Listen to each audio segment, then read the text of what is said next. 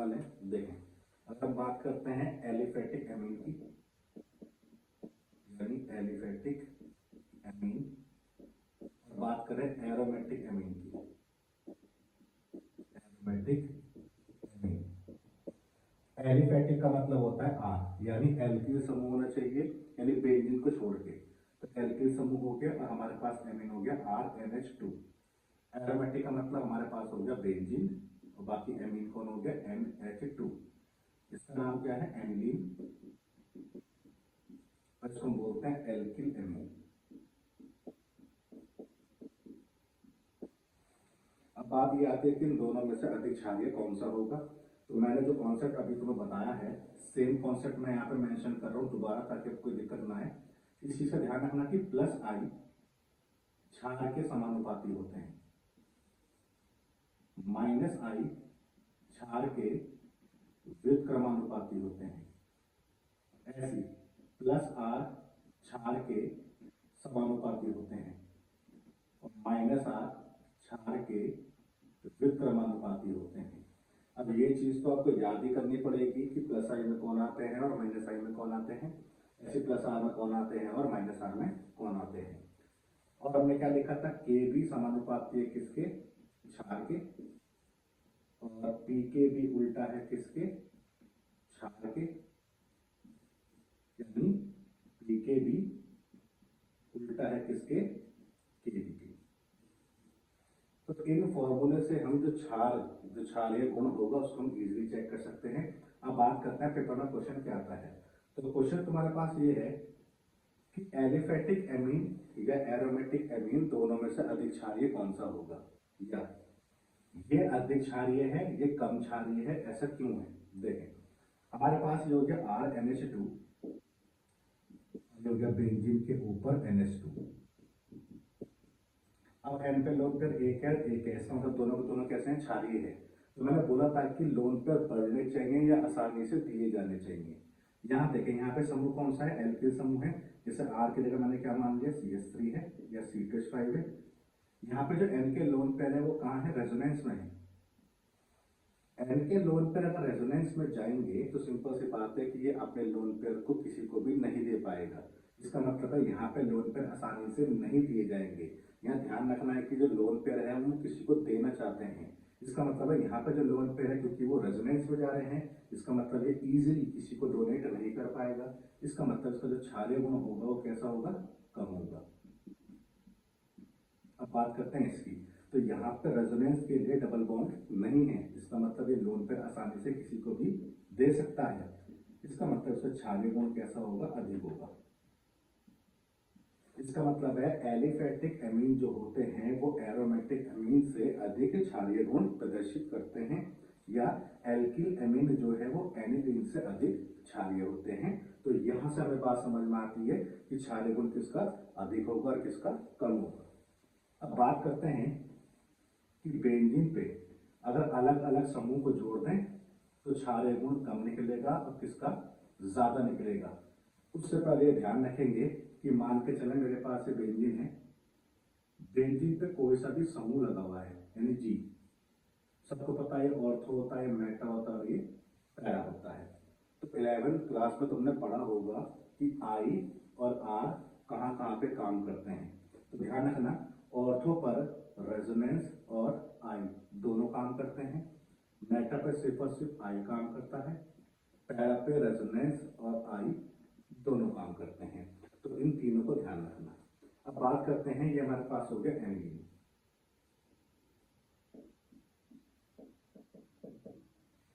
अब मान के चले कि मैं एनिलीन की बात करूं तो क्षार तो है क्योंकि इसके पास लोन पेयर तो है।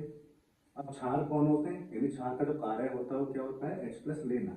तो क्षार में H+ ले लिया तो क्या बन गया, ये बन गया NH3+ बन गया। अब यहां देखें, मान के चलो कि मैं इसके ऑर्थो पर एक समूह लगा दूं, जैसे मान लो CH3, और एक पैरा पे समूह लगा देते हैं। यहां हमने H+ ले लिया, यहां भी हमने H+ ले लिया, ये N पे लोन पेयर है, H+ हो गया, ऑर्थो पोजीशन पे CH3 है वो ऐसे हो गया, ये क्या बनेगा, NH3 प्लस बनेगा। मैं इन H को ओपन कर लेता हूँ, H H और ये प्लस। ऐसे हम बात करें N के लोन पेयर में H प्लस को पकड़ लिया, ये हो गया CH3, ये हो गया NH H और ये H और ये प्लस।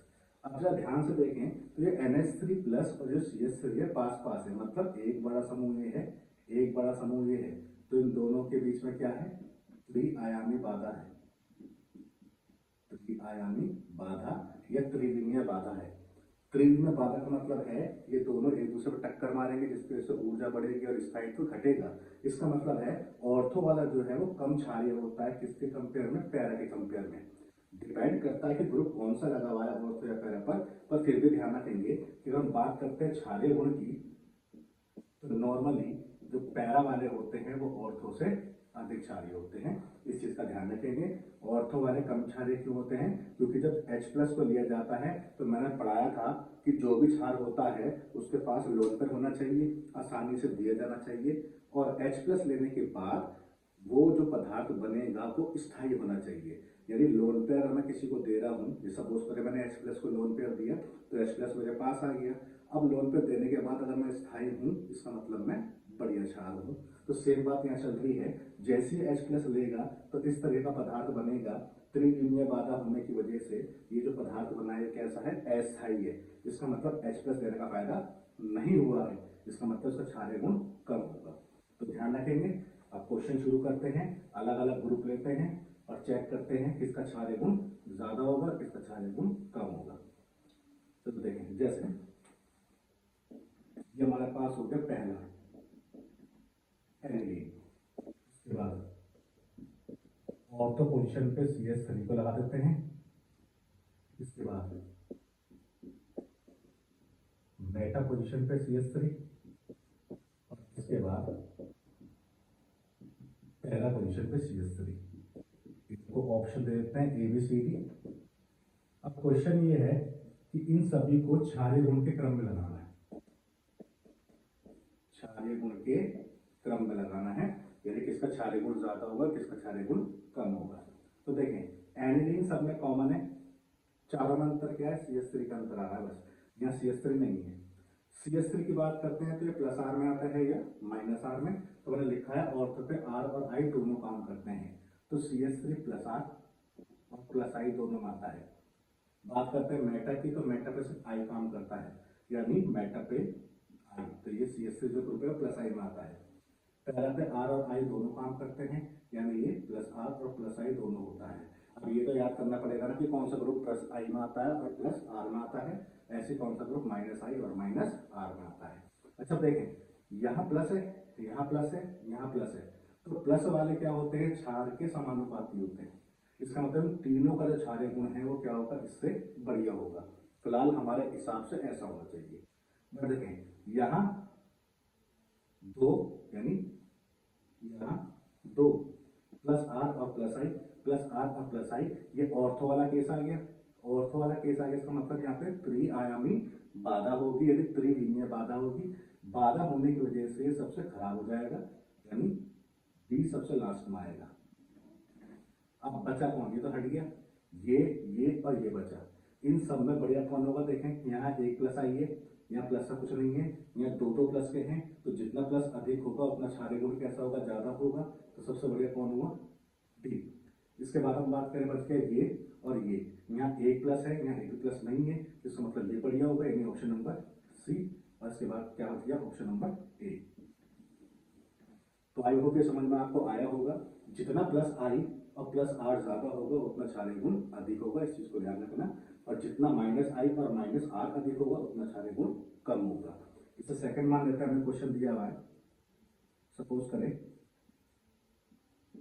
ये हो गया NH2 Cl, ये NH2 Cl, ये NH2 और ये Cl। अब पूछा गया है इनमें क्षारीय गुण का जो क्रम होगा वो क्या होगा, क्षारीय गुण का क्रम क्या होगा। अच्छा देखें, सब में एनिलीन एनिलीन एनिलीन तो कॉमन है, बचा क्या Cl Cl Cl। तो ध्यान रखना जब हम बात करते हैं हेलोजन की, यानी हैलोजन वाले केस में सिर्फ और सिर्फ आई काम करता है, ध्यान रखिए, आर काम नहीं करता, इस चीज को ध्यान रखना। दोबारा से रिपीट कर दे रहा हूं, जब भी हैलोजन अटैच होगी ऑर्थो, मेटा या पैरा पे, तो उस केस में सिर्फ और सिर्फ आई काम करता है, रेजोनेंस काम नहीं करता। अब बात करते हैं, अगर आई काम करता है तो Cl प्लस आई में आता है या माइनस आई में, तो Cl आता है माइनस आई में। अब अगर Cl माइनस आई में आता है तो माइनस आई वाले क्षार के उल्टे होते हैं। पर यहाँ पे जो तीनों हैं, तीनों सेम है, यानी Cl की बात करते हैं तो तीनों Cl की पावर क्या होगी, सेम होगी, क्योंकि तीनों के तीनों Cl है। तो यहाँ पे हम बात करते हैं कि जब हमने प्रेरणिक प्रभाव पढ़ा था तो वहां हमने एक लाइन पढ़ी थी, जैसे जैसे हैलोजन से डिस्टेंस घटेगा प्रेरणिक प्रभाव जो है वो कम होता जाएगा। मतलब ये माइनस आई बिल्कुल बगल में है, माइनस आई का मतलब होता है इलेक्ट्रॉन को खींचना, यानी अपनी तरफ खींचना। इलेक्ट्रॉन को अगर अपनी तरफ खींचेगा तो ये लोड पर किसी को नहीं दे पाएगा। डिस्टेंस थोड़ा सा दूर हो गया, थोड़ा लेट खींचेगा, डिस्टेंस और दूर हो गया, थोड़ा सा और लेट खींचेगा। इसका मतलब है यहाँ पे Cl यहाँ से सारे लोन पेयर जल्दी खींच लेगा, क्योंकि बगल में ही है, जल्दी खींच लेगा तो ये किसी को डोनेट नहीं कर पाएगा। यहाँ बात करते हैं तो Cl बहुत दूर है, खींचने में समय लगेगा, इसका मतलब ये लोन पेयर आसानी से डोनेट कर देगा। तो ध्यान रखना, अगर हम बात करते हैं माइनस आई की तो ये क्षार के उल्टे होते हैं, क्षार के उल्टे होते हैं तो जितना माइनस आई कम होगा उतना क्षार गुण अधिक होगा। परंतु यहाँ पे Cl तीनों सेम आ गए हैं, सेम आने की वजह से इससे हम सॉल्व इसको नहीं कर पाएंगे। फिलहाल हमने किससे सॉल्व किया है, डिस्टेंस से सॉल्व किया है। तो ये वाला Cl क्योंकि बगल में है सारे लोन पेयर खींच लेगा, ये N किसी को लोन पेयर नहीं दे पाएगा, और N लोन पेयर नहीं दे पाएगा तो क्षार गुण कैसा होगा, कम, क्योंकि हमने पढ़ा है लोन पेयर डोनेट होना चाहिए। यहाँ बात करते हैं तो यहाँ Cl बहुत दूर है तो बहुत लेट खींचेगा, इतनी देर में तो ये अपने लोन पेयर को किसी को भी डोनेट कर देगा, इसका मतलब से क्षार गुण सबसे अधिक होगा। तो ऑप्शन सी सबसे बेटर है, इसके बाद बी और इसके बाद ए। तो आई होप ये आपको समझ में आया होगा। हम सिर्फ इतना ही कर रहे हैं ताकि हमारे जो 12 के क्वेश्चन हैं वो इजीली सॉल्व हो जाए। तो ये हमारे पास हो गया क्षारीय गुण, इसको आप केबी पीकेबी के टर्म्स में भी लगा सकते हो, और केबी पीकेबी के क्वेश्चन हमने कर ही लिए हैं, तो यहां से भी आप चेक कर सकते हो। अब बात करते हैं किसकी, रासायनिक गुण की। रासायनिक गुण में पहला आता है क्षारीय गुण। क्षारीय गुण में हम बात करें अम्लों के साथ क्रिया, अम्लों के साथ क्रिया। अब सिंपल सी बात है कि अगर हम एमीन की बात कर रहे हैं तो एमीन कौन है, क्षार है, तो सिंपल सी बात है अम्लों के साथ क्रिया करके लवण बनाएंगे, यानी इस केस में क्या बनेगा, लवण बनेगा। देखें जैसे मान के चले हमारे पास 1 डिग्री एमीन हो गया, ठीक है, अम्ल मान लेते हमारे पास कौन हो गया, HCl हो गया। N के पास क्या होता है, लोन पेयर, जिसकी वजह से कौन है, क्षार, और HCl सबको पता है कौन है, अम्ल है। अम्ल का काम क्या होता है, H प्लस देना, और क्षार का काम क्या होता है, H प्लस लेना, यानी ये N के लोन पेयर H प्लस को पकड़ लेंगे तो क्या बन जाएगा, RNH3 प्लस, 2H पहले से थे, एक H प्लस आ गया तो H3 प्लस हो गया, बचा क्या Cl माइनस। तो इसका मतलब ये क्या बन गया, लवण बन गया। जैसे हमने पढ़ा है NaCl, तो Na प्लस होता है, Cl पे माइनस होता है, तो इस तरीके से ये लवण बन जाएगा। सेकंड में बात करते हैं, तो सेकंड है एसिटिलीकरण, एसिटिलीकरण या एसिडीकरण। अब ये जो हमारे पास समूह होता है RCO, इसको हम बोलते हैं एसिल समूह, एसिल समूह। अगर मैं इस R की जगह CH3 ले लूं तो है तो ये भी एसिल समूह ही, तो इसको हम क्या बोलते हैं, एसिटिल समूह। तो एसिटिलीकरण या एसिडीकरण का मतलब है RCO या CH3CO को जोड़ना है किस पे, एमीन पे। तो ये हमारे पास हो गया एमीन प्लस RCO मैंने ले लिया। अब यहाँ पे कोई एक तत्व जरूर होना चाहिए ताकि यहाँ से जब कोई चीज बाहर आए तो उसके साथ बाहर निकल जाए, तो मैंने यहाँ पे ले लिया हेलोजन यानी X। अच्छा देखें, एक H और एक X बाहर, यानी HX बाहर, बचा क्या, RNH, एक H और एक X बाहर हो गया। NH के बाद क्या बच गया RCO, यानी यहां से बंध टूटा है तो यहीं से हम जोड़ेंगे COR, तो ये हमारे पास बन गया। यानी हमने 1 डिग्री एमिन का क्या कर दिया, एसिटिलीकरण करते यानी एसिड समूह को जोड़ दिया। अब मान लेते हैं हमारे पास ये R की जगह कौन है CH3 है और X की जगह कौन है Cl है, तो यहाँ से एक H और एक Cl बाहर हो जाएगा जैसा हमने यहाँ ऊपर किया है, HCl बाहर, बचा क्या RNH COCH3 तो तुम्हें दिख रहा होगा कि तुमने पढ़ा होगा एमाइड CONH2, इसको हम क्या बोलते हैं एमाइड समूह। तो कहीं ना कहीं NHCO यानी इसके मतलब है NHCO, तो इसका मतलब है इस केस में क्या बनता है, इस केस में एमाइड बनते हैं। अब बात करते हैं ये तो 1 डिग्री है, तो 2 डिग्री में क्या होगा, जैसा हमारे पास होगा R2NH, 3 डिग्री में क्या होगा R3N होगा। तो 2 डिग्री ये हो गया, ये 1 डिग्री और ये 3 डिग्री, ये हो गया CH3 CO Cl, ये हो गया CH3 CO Cl। Same case क्या होगा, एक H और एक Cl बाहर हो गया, बचा क्या R2N, यहाँ से HCl बाहर हो गया, CO CH3 हमने N के पास लगा दिया तो ये बन गया प्लस HCl बाहर हो गया। इस केस में बात करते हैं तो यहाँ पे H नहीं है तो HCl कैसे बाहर होगा, इसका मतलब ये नहीं बाहर होगा, इसका मतलब ये रिएक्शन नहीं होगी। तो पेपर के लिए एक इंपॉर्टेंट क्वेश्चन क्या आया कि 3 डिग्री जो एमीन होते हैं इनका एसिटिलीकरण या एसिडीकरण क्यों नहीं होता है, तो आंसर क्या हुआ 3 डिग्री एमीन के पास हाइड्रोजन नहीं होते हैं, इस वजह से क्रिया नहीं होती है। तो आई होप यहाँ तक आपको समझ में आया होगा। चलो रासायनिक गुण देखते हैं तीसरा।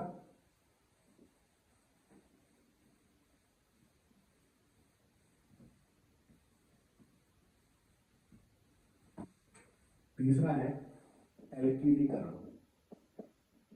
एल्कीलीकरण, अब एल्कीलीकरण का मतलब होता है, समझ में आ रहा होगा, एल्किल यानी R समूह को जोड़ना है, R समूह को जोड़ना है। देखिए तो हमारे पास होता है, सपोज करो कि मैंने अमोनिया ले लिया NH3, इसकी रिएक्शन मैंने RX के साथ कर दी। मैं स्टार्टिंग से बता रहा हूं ताकि याद रहे, एल्कीलीकरण हमें किसका करना है, एमीन का करना है। तो पहले मैं एमीन बना रहा हूं, उसके बाद फिर इसका एल्कीलीकरण करेंगे। देखिए यहां से एक H और एक X बाहर, तो यानी HX बाहर हो गया माइनस के रूप में, तो मैंने तीसरे से माइनस लिखा है, इसका मतलब है कि बाहर हो गया। बचा क्या R बचा, यहाँ क्या बच गया एक H और एक X बाहर, तो NH2 बच गया, तो ये हो गया NH2। डिग्री क्या होगी 1 डिग्री, तो इस केस में क्या बना है 1 डिग्री एमीन बना है। अब अगर इस 1 डिग्री एमीन की क्रिया मैं किसके साथ करूं, यानी एल्कीलीकरण, तो एल्कीलीकरण का मतलब है R समूह को जोड़ना है, R समूह को जोड़ना है, तो मैंने R लिख लिया और साथ में X लिख लिया, क्योंकि जब भी हम कोई चीज जोड़ते हैं तो कुछ ना कुछ बाहर आता है, इसलिए हमें साथ में एक और चीज लेनी पड़ती है ताकि जो चीज बाहर आए वो इसके साथ निकल जाए। तो 1 डिग्री एमीन का हमने क्या कर रहे हैं, एल्कीलीकरण कर रहे हैं, तो R को जोड़ेंगे, एक H बाहर आएगा, H और X बाहर, R कितने हो गए 2, N, एक H और एक X बाहर हुआ है तो एक H बाकी है, तो ये H हो गया यानी 2 डिग्री। अब जो 2 डिग्री बना है R2NH, अब इसके पास एक H और है तो हम फिर से इसका एल्कीलीकरण कर सकते हैं, एक H और एक X बाहर, R कितने हो गए 3, एक N बच गया, HX बाहर हो गया तो यहाँ कुछ नहीं बचा, तो क्या बन गया 3 डिग्री। तो आप ध्यान से देख रहे हो कि अगर मैं 1 डिग्री एमीन का एल्कीलीकरण करा रहा हूं तो 2 डिग्री बनना है, 2 डिग्री से क्या बनना है 3 डिग्री बनना है। अब जो 3 डिग्री एमीन है R3N, इसका फिर से एल्कीलीकरण कराएं तो क्या बनेगा, देखें N के पास क्या होता है लोन पेयर होता है, लोन पेयर ने R को पकड़ा, हेलोजन बाहर हो गया, तो ये कितने R हो गए 4, एक N। जब R यहाँ पे आया है और N ने लोन पेयर से अटैक किया है, तो जो भी लोन पेयर देता है उसको चार्ज कैसा आता है प्लस, हेलोजन किस रूप में बाहर होगा माइनस में। तो यहाँ पे N की बात कर रहे हैं तो N पे कितने R अटैच है 4, इसका मतलब इसकी डिग्री कितनी होगी 4, इसकी कितनी थी 3, जिसको समझ में नहीं आ रहा है वो ध्यान रखना, ये हमारे पास हो गया एमीन RNH2, डिग्री क्या 1। अब इस R की जगह मैं कुछ भी यूज कर सकता हूँ, जैसे मैंने CH यूज कर लिया, ये NH2, तो डिग्री क्या हुई 1। अब 2 डिग्री मान लो CH3 NH CH3, CH3 कितने हो गए 2, तो डिग्री कितनी हो गई 2। इन दोनों CH3 को मैं ऐसे भी लिख सकता हूँ CH3 का होल ट्वाइस NH, डिग्री कितनी 2, दोनों बातें एक ही हैं। ऐसी 3 डिग्री एमिन की बात करें तो CH3 N CH3 CH3, तो CH3 कितने हो गए 3, तो CH3 का होल ट्वाइस और एक N है, तो डिग्री कितनी हो गई 3। यानी हम इसको क्या कर सकते हैं, हम इसको ओपन फॉर्मेट में भी लिख सकते हैं और क्लोज फॉर्मेट में भी लिख सकते हैं, इसमें कंफ्यूज मत होना। तो 1 डिग्री से 2 बना, 2 से 3, 3 से 4। अब जो 1 डिग्री बनता है उसको हम क्या बोलते हैं, प्राथमिक एमीन, द्वितीयक एमीन, तृतीयक एमीन, ये चतुष्क है, ये इसके जैसा है। देखो ये वाला पार्ट है NH4Cl, यहाँ पे H की जगह क्या है R है, इसका नाम क्या था अमोनियम क्लोराइड, NH4+Cl-, तो ये ऐसे ही है, तो इसको बोलते हैं चतुष्क अमोनियम, तो इसका नाम क्या था अमोनियम क्लोराइड, तो चतुष्क अमोनियम लवण बनते हैं, तो इसका नाम क्या है चतुष्क अमोनियम लवण। तो इस क्रिया को हम क्या बोलते हैं हॉफमैन अमोनोलिसिस,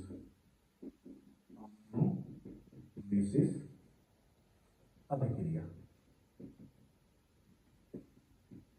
तो इसका ध्यान रखेंगे, हॉफमैन अमोनोलिसिस अभिक्रिया में 1 डिग्री 2 डिग्री 3 डिग्री और 4 डिग्री टाइप के अमोनियम लवण या अमोनियम उसमें मतलब एमीन बनते हैं। तो 1 से 2, 2 से 3 और 3 से 4 हम इसमें बना सकते हैं। एल्किलीकरण का मतलब हुआ एल्की समूह को जोड़ना है, तो एल्की समूह को जोड़ते रहेंगे तब तक जब तक H ना आ जाए सारे, लास्ट में ये 3 पे खत्म हो जाएगा तो N अपने लोन पर प्रोड्यूस करेगा, इस चीज का ध्यान रखना। अब बात आती है कि सर क्या ये केस हम एनिलीन में भी कर सकते हैं, तो बिल्कुल कर सकते हैं। देखें मान के चलो योग हमारे पास एनिलीन, इसका डिग्री की बात करें तो कितनी है 1 है, इसका एल्किलीकरण अगर करें तो RX लेंगे, R मान लो CH3, X मान लो Cl, तो क्या होगा एक H और एक Cl बाहर हो जाएगा, बचा क्या CH3, ये ऊपर आ जाएगा, तो NHCH3 और ये बेंजीन हो जाएगा। अब N पे अटैच है ये वाला कार्बन और ये वाला कार्बन, तो डिग्री कितनी हो गई 2 हो गई, यहाँ कितनी थी 1, तो 1 से क्या बन गया 2, S में 2 से क्या बना सकता हूँ 3 बना सकता हूँ, और 3 से फिर 4 बना सकता हूँ, सेम पैटर्न रहेगा, कोई प्रॉब्लम नहीं है। तो यहाँ से भी क्या हुआ एक H और एक Cl बाहर, बचा हुआ CH3 को ऊपर ले आएंगे, तो CH3 कितने हो गए CH3 हो गए 2, तो N CH3 का होल ट्वाइस इस फॉर्मेट में ले आएंगे, तो 2 CH3 हो गए और एक कार्बन है, तो डिग्री कितनी हो गई 3। इसका मतलब है हम एल्किलीकरण एनिलीन का भी कर सकते हैं, और एसिटिलीकरण जो हमने भी पढ़ा था वो भी हम एनिलीन का कर सकते हैं, कोई प्रॉब्लम नहीं आएगी। चलिए नेक्स्ट देखें, फोर्थ हमारे पास है नाइट्रस अम्ल के साथ क्रिया। अब नाइट्रस अम्ल किसे बोलते हैं, HNO2 को बोलते हैं, HNO2 को हम नाइट्रस अम्ल बोलते हैं। और HNO2 कहां से मिलता है, देखें NaNO2 प्लस HCl, इन दोनों से मिलता है। देखें Na और Cl बाहर, अच्छा क्या एक H और NO2, तो ये हो गया HNO2। तो ध्यान रखना कि अगर मैंने HNO2 रिएक्शन में लिखा है या NaNO2 और HCl लिखा है, तो ये दोनों बातें एक ही हैं, यानी HNO2 लिखा है तो HNO2 तो है ही, और NaNO2 प्लस HCl लिख दिया तो इसका मतलब भी क्या होगा HNO2 होगा। देखें तो ये हमारे पास हो गया RNH2, ये एमीन हो गया, एमीन भी कौन सा है एलिफैटिक, यानी एल्किल समूह वाला, बेंजीन समूह वाला नहीं है, तो फिलहाल ये एल्किल समूह वाला हो गया। साथ में रिएक्शन हम किसके साथ कर रहे हैं HNO2 के साथ। अच्छा देखें यहां से होना क्या है, एक N और एक M, यानी N2 गैस बाहर, प्लस बचा क्या 2 H ये हैं, एक H है, टोटल हो गए 3 H, और 2 हमारे पास क्या है O बाकी है, तो यहाँ से H2 और एक O बाहर हो गया, अब बचा क्या, एक बचा O, एक बचा H, तो OH को हम R पे जोड़ देंगे तो क्या बन जाएगा, ROH बन जाएगा। यानी इस केस में क्या बनेगा, एल्कोहल बनेगा। यानी एलिफेटिक एमीन का या एल्किल एमीन का की क्रिया जब हम HNO2 के साथ करते हैं तो क्या बनता है, एल्कोहल बनता है। इस चीज को ध्यान रखना है। सेम ऐसी क्रिया में मान के चलो मैंने लिख दिया RNH2, यहां मैंने लिख दिया NaNO2 प्लस HCl, ठीक है। तो इस केस में भी क्या बनेगा, एल्कोहल ही बनेगा। कभी कभी ऐसा होता है कि इसका जो मिड वाला पार्ट है वो शो किया जाता है, तो मैं उसको शो कर रहा हूं ताकि तुम्हें समझ में आ जाए। देखें यहाँ पे होता क्या है कि तुमने पढ़ा होगा डाई एजोटीकरण, तो डाई एजोटीकरण में हम यहाँ पे लेते हैं एनिलीन यानी बेंजीन। तो इसका अगर हमें डाई एजोटीकरण करना तो क्या बनेगा, RN2Cl बनेगा। तो यहाँ पे R कौन था, बेंजीन था, तो बेंजीन डाई एजोनियम क्लोराइड बनता था। तो यहां ध्यान रखेंगे कि जो एल्किल समूह के एजोनियम लवण हैं ये अस्थायी होते हैं, ठीक है। एल्किल समूह के एजोनियम जो लवण होते हैं ये अस्थायी होते हैं। कंपेयर कर लेते हैं, फिलहाल मैं इसको रफ कर देता हूं।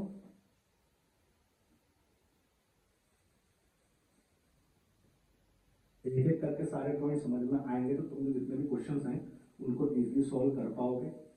और क्वेश्चन में तुमको हाथों हाथ बता रहा हूँ कि बोर्ड में कैसे कैसे क्वेश्चन पूछे जाते हैं ताकि कोई प्रॉब्लम ना आए। देखो ये हो गया हमारे पास एल्किल वाला पार्ट, डाई एजोनियम लवण। आर की जगह क्या मान लो CH3 और ये N2 और ये Cl, या आर की जगह C2H5N2Cl, और इस आर की जगह मैं बेंजीन मान लूँ तो ये बेंजीन हो गया और ये N2 और ये Cl। इसका नाम क्या था, बेंजीन डाई एजोनियम क्लोराइड। तो बात करें एल्किल समूह और बेंजीन की, तो क्वेश्चन ये आता है कि जो बेंजीन डाई एजोनियम क्लोराइड है ये अधिक स्थायी होता है किससे, एल्किल डाई एजोनियम लवण से।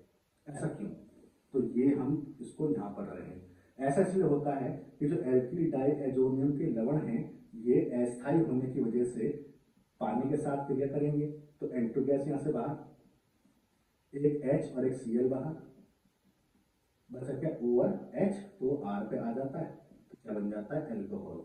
यानी जो एल्किल एमीन के डाई एजोनियम लवण हैं वो अस्थायी होने की वजह से पानी के साथ क्रिया करके एल्कोहल बना देते हैं। जबकि हम बात करते हैं बेंजीन वाले केस में तो इस केस में ऐसा नहीं होता। दूसरी बात यह है कि अगर मैं इसके स्ट्रक्चर को ओपन करता हूं तो ये स्ट्रक्चर ऐसे होगी, ये हो गया N2Cl।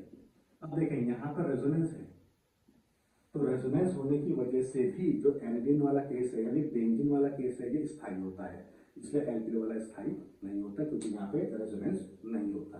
तो आई होप ये समझ में आया होगा। तो जब हम नाइट्रस अम्ल के साथ क्रिया करते हैं किसकी, एमीन की, तो क्या बनता है, एल्कोहल बनता है। बाकी मैं बात करता हूं, अगर हम लेते हैं क्या, एनिलीन, तो ये हो गया एनिलीन। अगर मैं इससे क्रिया करता हूं NaNO2 के साथ, NaNO2 और HCl के साथ 0 से 5 डिग्री सेल्सियस में, तो ध्यान रखना NH2 का डायरेक्ट क्या बन जाता है, N2Cl बन जाता है। इसी को हम क्या बोलते हैं, बेंजीन डाई एजोनियम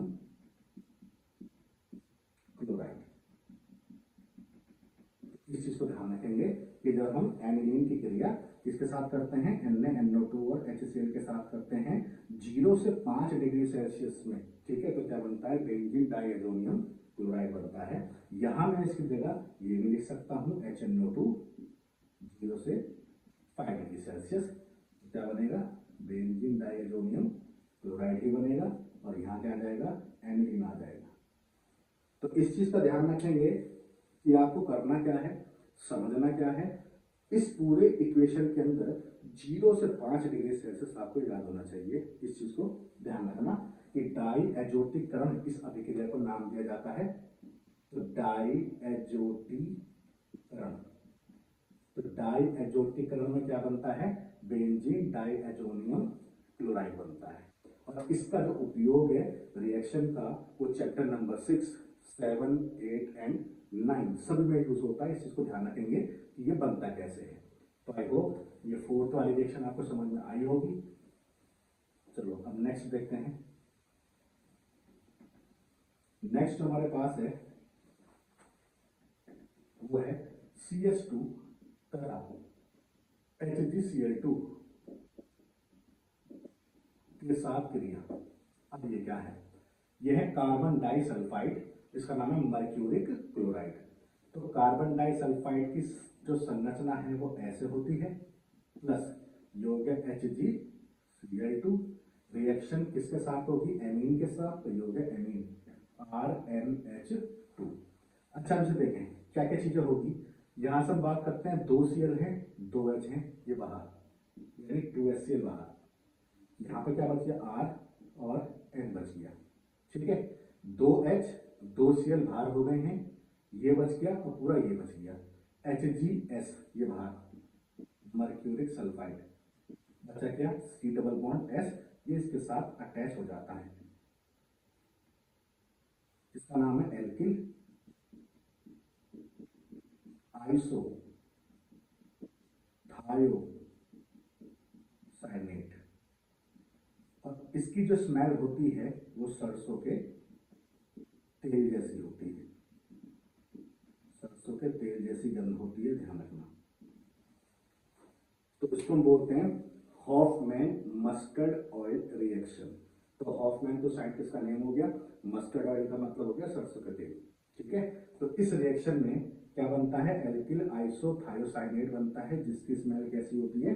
सरसों के तेल जैसी होती है। तो आई होप यहां तक आपको समझ में आ रहा होगा। रिएक्शन जो हम कर रहे हैं 1 बाय 1 इंपॉर्टेंट पार्ट है सारा, इस चीज को ध्यान रखेंगे। अब जो हमारे पास यहाँ से आता है वो मोस्ट इंपॉर्टेंट पार्ट है, जिसे हम क्या बोलते हैं? इलेक्ट्रॉन स्नेही। इलेक्ट्रॉन स्नेही, स्नेही को हम रागी भी बोलते हैं, तो इलेक्ट्रॉन रागी भी बोल सकते हैं, ध्यान रखना। प्रतिस्थापन अभिक्रिया, प्रतिस्थापन अभिक्रिया, इसमें पहला जैसे आपके पास है हैलोजीनीकरण। हैलोजीनीकरण, अब ये अगर सबने पढ़ा हो तो इसमें 5 टॉपिक आते हैं: हैलोजीनीकरण, नाइट्रीकरण, सल्फोनीकरण, फ्रीडल-क्राफ्ट एल्किलीकरण और फ्रीडल-क्राफ्ट एसिटिलीकरण। तो 5 टॉपिक जो हम पढ़ेंगे इसके अंदर सेम है, बेंजीन वाला केस है, यानी इस वाले पार्ट में जो भी हम पढ़ेंगे वो एनिलीन के साथ होगा। तो ये बेंजीन के ऊपर NH2, तो एनिलीन का ही हम क्या करेंगे? हैलोजीनीकरण करेंगे, इसी का ही नाइट्रीकरण करेंगे, इसी का ही सल्फोनीकरण और इसी का ही फ्रीडल-क्राफ्ट करेंगे। तो देखें पहला हो गया हैलोजीनीकरण, तो इसमें 2 केस होंगे, ये होगा केस नंबर 1 और ये केस नंबर 2। दोनों केस में अंतर क्या रहेगा और पेपर में कैसे पहचानेंगे? देखें हैलोजीनीकरण के लिए मान लो मैंने ले लिया ब्रोमीन Br2, यहाँ हमने लिया है कार्बन डाइसल्फाइड की उपस्थिति और यहाँ हमने उपस्थिति ली है पानी की। तो इस चीज का ध्यान रखेंगे कि जो एनिलीन होता है ये ऑर्थोपैरा वाला होता है, मतलब एनिलीन का जो डायरेक्शन है वो ऑर्थोपैरा वाला है। ये ऑर्थो है, ये पैरा है, तो कोई भी ग्रुप अगर आएगा तो या तो ऑर्थो का आएगा या तो पैरा का आएगा। अच्छा देखें, अगर कार्बन डाइसल्फाइड की उपस्थिति हमने ली है तो Br एक बार ऑर्थो पे आएगा और एक बार पैरा पे आएगा। तो हमने यहाँ लिखे एनिलीन, Br ऑर्थो पर, प्लस फिर से एनिलीन और Br पैरा पर। अच्छा अब एक बात सुने, यहाँ पे बेंजीन 1 है, यहाँ पे बेंजीन 2 है, तो ध्यान रखना कि ये हम बता के रहे हैं पॉसिबिलिटी, मतलब ये Br ऑर्थो पे भी आ सकता है और ये Br पैरा पे भी आ सकता है। तो जब Br अटैच होगा तो यहाँ से एक H बाहर आएगा, H और Br बाहर हो जाएगा, यानी HBr बाहर। तो इस चीज का ध्यान रखेंगे, यानी हम बता रहे हैं कि ये भी बन सकता है और ये भी बन सकता है। इन दोनों में से हम बात करते हैं तो पैरा वाला हमेशा क्या होता है? ज्यादा बनता है, इस चीज का ध्यान रखना। इसकी अमाउंट ज्यादा बनती है, इसकी अमाउंट कम बनती है, चाहे चैप्टर नंबर 6 हो, 7 हो, 8 हो या 9 हो, इस चीज का ध्यान रखना। साथ में जब भी कोई चीज जुड़ेगी तो H बाहर आएगा, इस चीज का ध्यान रखना। अब जब ब्रोमीन के साथ पानी होगा तो ध्यान रखेंगे तो उस केस में जो Br है 2 ऑर्थो और एक पैरा पे जुड़ेगा, इसी का ध्यान रखना। तो ये Br, ये Br और ये Br। अब सिंपल सी बात है, 3 Br जोड़ दिए हमने तो यहाँ से 3 H बाहर आएंगे, उन 3 H को भी क्या चाहिए? Br चाहिए, तो हमने प्लस 3 HBr बाहर कर दिया। तो टोटल हमारे पास Br कितने हुए? 1 2 3 और 3 6। यहाँ कितने हैं 2, तो इसके आगे में क्या कर देंगे 3 कर देंगे।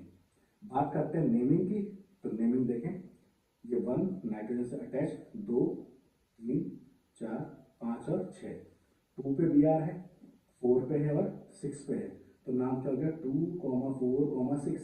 बी आर कितने हैं 3, तो ट्राई, बी आर का नाम क्या है ब्रोमो, 2 4 6 ट्राई ब्रोमो। और बाकी इसको हम क्या बोलते हैं एनिलीन। तो इस केस में क्या बन जाएगा 2 4 6 ट्राई ब्रोमो एनिलीन बन जाएगा। अब बात समझें, इस बी आर पर पानी को मैं ऐसे भी लिख सकता हूं, ये हो गया एनिलीन Br2 और AQ को हम क्या बोलते हैं एक्वस, एक्वस का मतलब जलीय। तो ध्यान रखना पेपर में ऐसे भी आ सकता है, निम्न अभिक्रिया को पूर्ण कीजिए, तो इस केस में भी क्या बनेगा 2 4 6 ट्राई ब्रोमो एनिलीन ही बनेगा, ध्यान रखना। और जब कार्बन डाइसल्फाइड दिया होगा तो उस केस में Br एक ऑर्थो पे और एक पैरा पर आएगा, और अगर Br पानी के साथ दिया है तो 2 ऑर्थो और एक पैरा पर आएगा। तो ये हमारे पास हो गया किसका एनिलीन का हैलोजीनीकरण। अब बात करते हैं दूसरा है नाइट्रीकरण।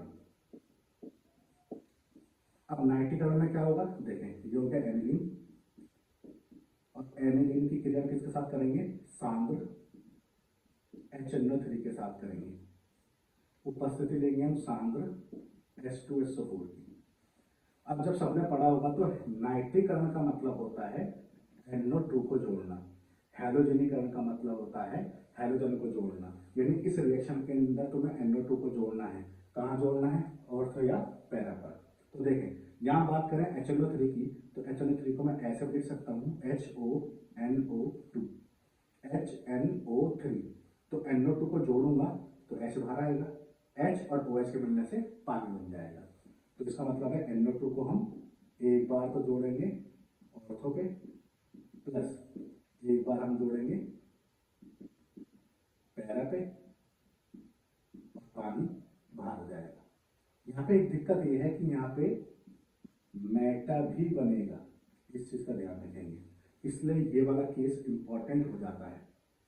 तो ये जो पैरा वाला है ये बनता है 51%, ये बनता है 47%, और ये बनता है 2%।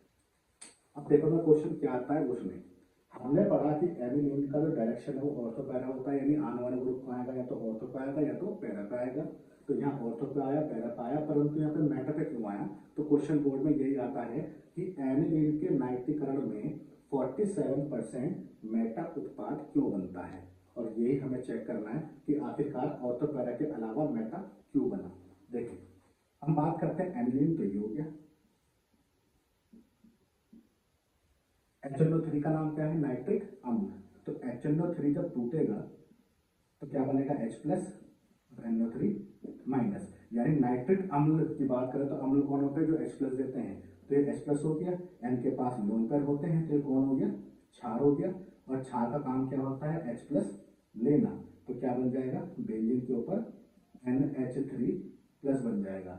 इस पदार्थ का जो नाम है वो है एनिलीनियम आयन, एनिलीनियम आयन।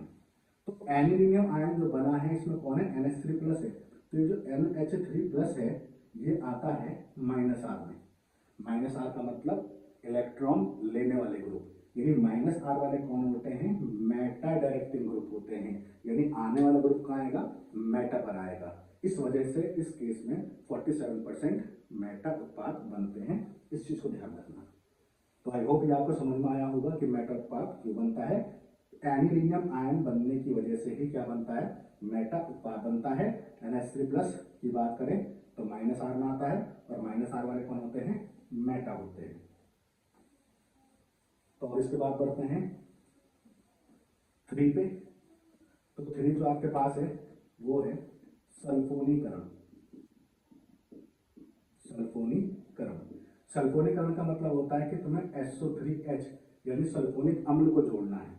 तो जब जोड़ेंगे तो सिंपल सी बात है ऑर्थो और एक पैरा पे आएगा, पैरा वाला इसमें क्या होगा मेजर यानी मुख्य उत्पाद होगा, तो हम ऑर्थो वाला बना नहीं रहे, डायरेक्ट पैरा वाला बना देंगे। तो ये हो गया हमारे पास एनिलीन, ये हो गया हमारे पास क्या सांद्र H2SO4, यहाँ उपस्थिति किसी की नहीं है। H2SO4 को हम ऐसे भी लिख सकते हैं HOSO3H, तो ये H2SO4, इसको मुझे जोड़ना है, तो जब जोड़ूंगा तो H बाहर आएगा, H और OH के मिलने से पानी बन जाएगा। ऑर्थो और पैरा पे ये जुड़ेगा, पैरा वाला मुख्य होता है, इसलिए हम पैरा वाले को बना लेते हैं, तो NH2 और ये SO3H प्लस H2O बाहर, तो ये हो गया एनिलीन का सल्फोनीकरण। अब बात करते हैं फ्रीडल क्राफ्ट यानी 4th और 5th की। तो क्योंकि चैप्टर नंबर 6 में भी है, 7 में भी है, 8 में भी है और 9 तो हम पढ़ ही रहे हैं, तो देखें 4th फ्रीडल क्राफ्ट एल्किलीकरण। अब एक हमारे पास 5th क्या होगा, फ्रीडल क्राफ्ट एसिलीकरण या एसिटिलीकरण, दोनों बातें एक ही हैं। यहाँ ध्यान रखने वाली बात यह है, क्योंकि आप 6, 7, 8 चैप्टर में पढ़ चुके होंगे कि ये सब कुछ क्या होता है, इसलिए मैं डायरेक्ट लिखता हूँ, बट फिर भी समझाता रहूँगा थोड़ा थोड़ा। तो ये होगा हमारे पास एनिलीन NH2 प्लस एल्किलीकरण का मतलब है RX के साथ रिएक्शन होगी, उपस्थिति AlCl3 की। एल्किलीकरण का मतलब है R को जोड़ना है कहाँ, ऑर्थो या पैरा पे, जो हम पढ़ चुके हैं, ऑर्थो या पैरा पे कोई भी ग्रुप आएगा। अब हम बात करते हैं कि N के पास लोन पेयर होते हैं, इससे पहले कि R ऑर्थो या पैरा पे आए, N के लोन पेयर इसके साथ क्रिया कर जाते हैं। AlCl3 की बात करते हैं, तो AlCl3 का संकरण होता है sp2। sp2 होने का मतलब है इसमें p बॉक्स खाली है, p बॉक्स खाली है, तो ये N के लोन पेयर से खाली बॉक्स में आ जाते हैं। इसका मतलब कि इससे पहले कि R अटैच हो, N के लोन पेयर इसके साथ क्रिया कर जाते हैं, और क्रिया करने के बाद क्या बना, NH2 AlCl3, जो लोन पेयर देता है उस पर चार्ज प्लस, जो लोन पेयर लेता है उस पर चार्ज माइनस। तो इस यौगिक के बनने की वजह से एनिलीन का फ्रीडल क्राफ्ट एल्किलीकरण नहीं होता है, ये ध्यान रखना।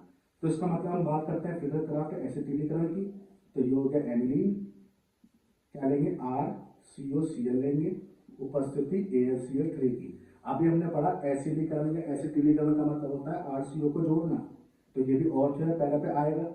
इससे पहले कि ऑर्थो या पैरा पे आए, N के लोन पर इसके साथ क्रिया कर जाते हैं सेम पैटर्न में, तो इसका मतलब क्या बन जाएगा, बेंजीन के ऊपर NH2 AlCl3, ये प्लस और ये माइनस। तो अब आपको समझ में आ रहा हो कि यहाँ भी ये यौगिक बन रहा है और यहाँ भी ये यौगिक बन रहा है। इसका मतलब है एनिलीन फ्रीडल क्राफ्ट एल्किलीकरण या फ्रीडल क्राफ्ट एसिडीकरण, दोनों में से कोई भी अभिक्रिया नहीं देता है, इसलिए ये इंपॉर्टेंट है दोनों बोर्ड के लिए।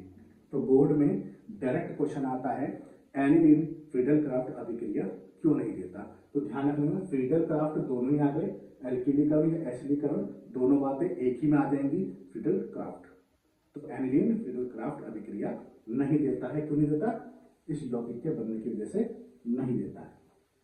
तो आई होप ये इलेक्ट्रॉन स्नेही प्रतिस्थापन अभिक्रिया समझ में आई होगी। अब बात करते हैं आगे की तरफ।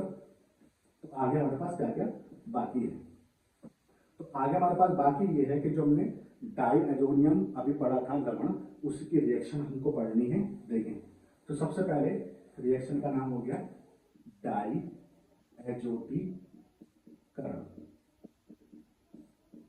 तो डाई एजोटीकरण में हमने क्या किया था, एनिलीन लिया था।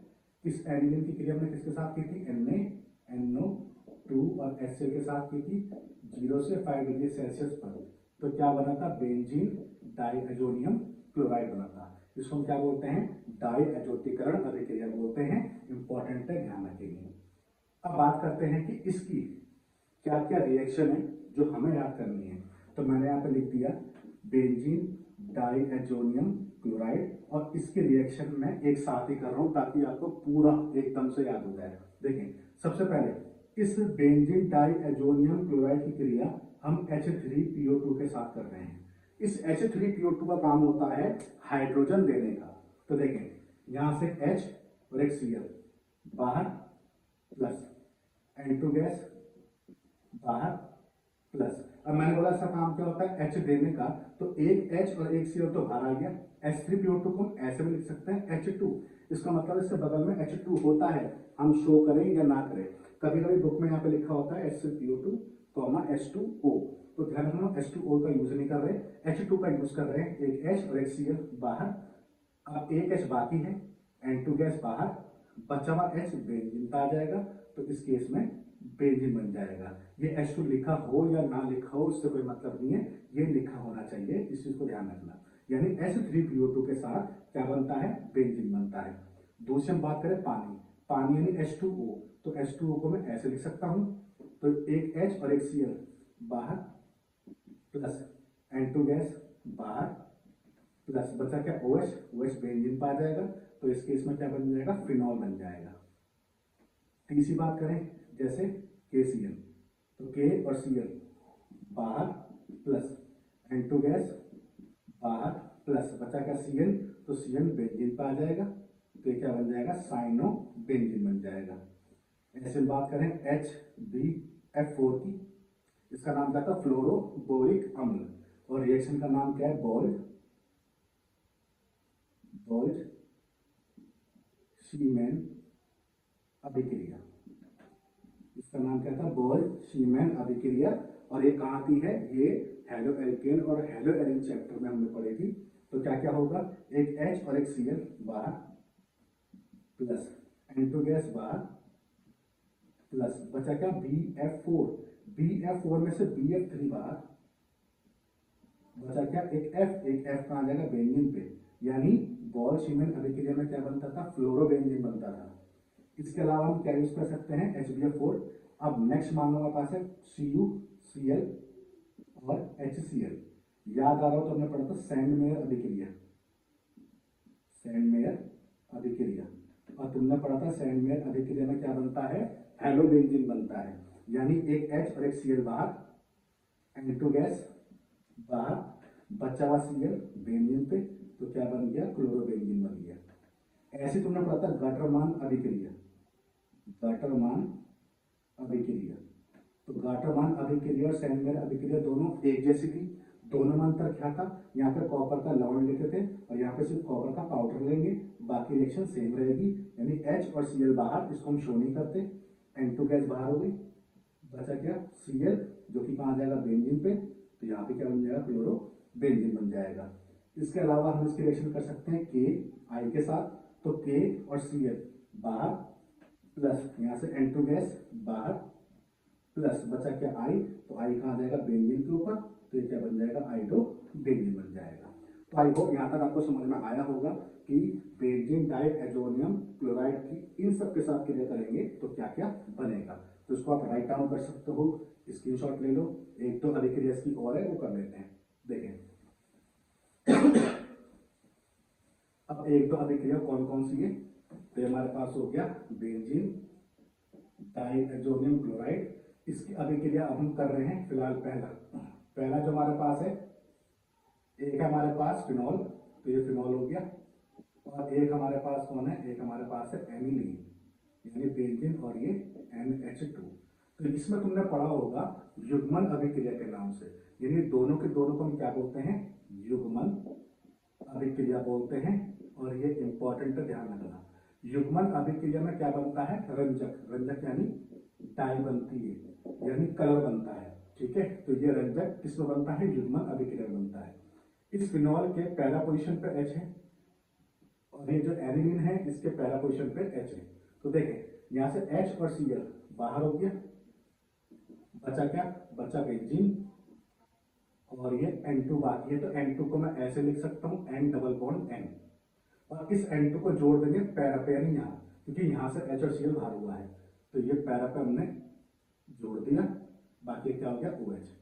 N2 अगर बीच में होता है तो उसको एजो बोलते हैं।